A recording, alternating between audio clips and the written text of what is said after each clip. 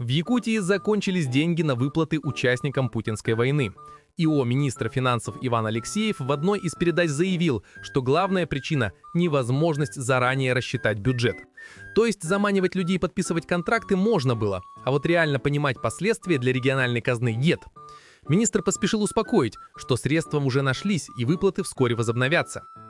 К сожалению, у нас действительно сложилась такая ситуация.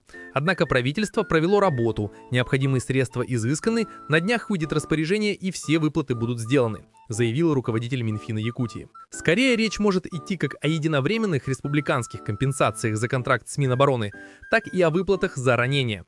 По официальным данным, в Якутии насчитывается более 30 тысяч участников СВО. Ранее заместитель генерального прокурора РФ Сергей Зайцев потребовал обеспечить для них все льготы и преференции. Но на местах уже звучат жалобы, бюджетных средств на выполнение этих обязательств не хватает. Вопрос на миллион. Чьи карманы пострадают, чтобы участники СВО получили обещанные Айсеном Николаевым выплаты?